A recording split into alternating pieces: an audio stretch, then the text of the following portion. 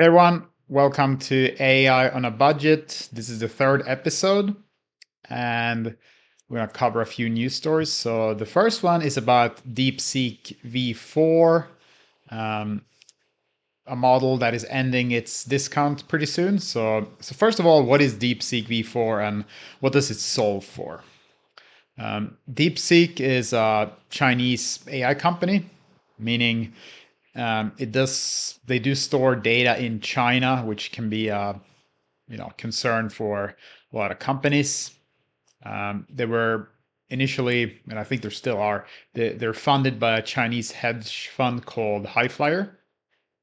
So DeepSeek V4 Pro, the model is a mixture of expert reasoning model, meaning it has 1.6 trillion parameters, but it only picks 49 billion of those parameters, aka experts, like expert parameters, for efficiency reasons. So even though it's 1.6 trillion parameters, even though it's a humongous model, it only uses 49 billion of those 1.6 trillion parameters, meaning it's a pretty efficient model. When it comes to the inferencing, like serving these requests, the compute goes down because it only needs to work through 49 billion parameters instead of all of the 1.6 trillion, which you would need a lot of resources for that. However, the whole model still needs to be loaded into memory, which means you need a lot, about more than 1 terabyte of GPU memory. It costs some pretty big money, and it does have a 1 million token context window, which means that you can do some long running work and you can keep track of what's going on. The model is used for advanced reasoning, coding, long context work, and agentic tasks, kind of similar to GPT 5.5 and Opus 4.7. Some benchmarks, GPQA Diamond, it's 90.1. That's a test related to like scientific work, physics, and things like that. And then you have the SWE-bench verified. It's got an 80.6, which is pretty good. It's coding and whatnot.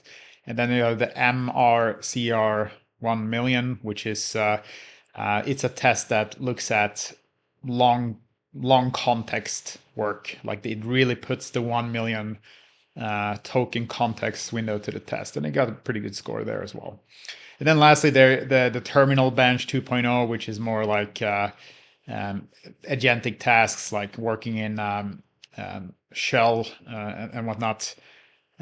Got a 67.9 there, which is it's decent. So let's look a little bit more at the actual cost related change, because that's what we're interested in this in AI on a budget. It's the cost impact. So this 75, so DeepSeek, they've had a introductory 75% launch discount on the V4 Pro, which ends the 31st of May.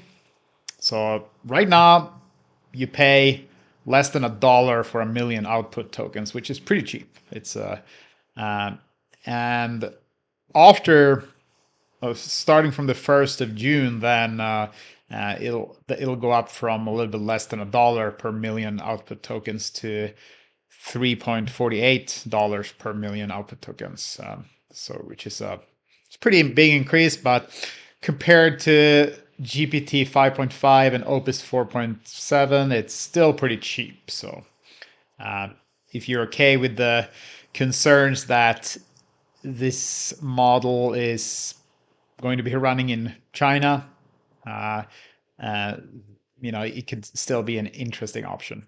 They do also, as a note, they do have a V4 Flash model, which is a little bit of a smaller model. It has 284 billion parameters and 13 billion active parameters per token.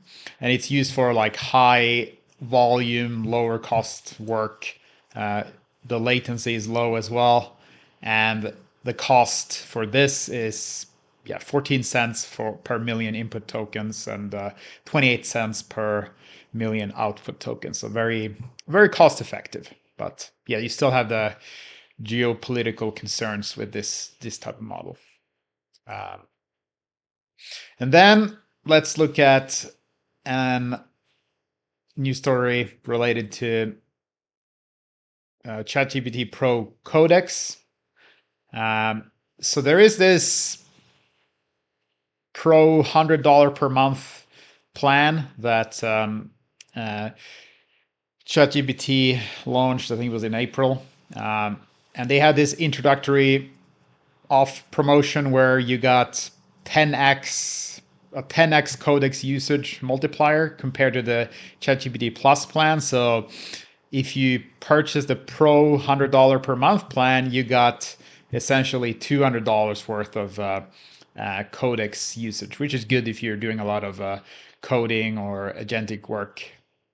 As it was like a temporary introductory offer.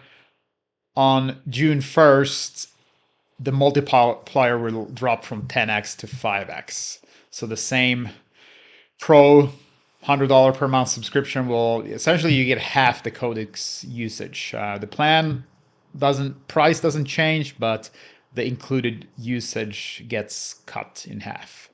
So if you wanna, if you need additional credits, you can always go into after this change, starting from the June 1st, you can always go to in the Codex app, you can go to usage and billing, and you can buy more credits. And then lastly, some good news. In this, green is good and red is not good. That's how I structure this. So Anthropic, they increased the Cloud Code weekly limit by 50%. So they had this announcement through July 13th. So if you go to and check your usage weekly limits, you should have those numbers should look a little bit better. And note also that this change stacks with the 2x increase to the 5-hour limit that was announced last week. So last week, Anthropic made an announcement where they were saying that we're doubling the 5-hour limit, which sounded good, but essentially the weekly limit stayed the same. It was just that you could burn through your, usage limits more quickly. But with this change, you get both the weekly limit goes up by 50%, and also your 5-hour limit is still doubled. So, and this is active immediately there's no need to do anything to enable this. And this is live for, it says live there, but I guess that shows that AI didn't create this presentation, which is a good thing. It says it should be live for the Pro, Max, Team, and seat-based enterprise users plans. So, that's it. So thanks for watching or listening, and see you in the next one. Bye.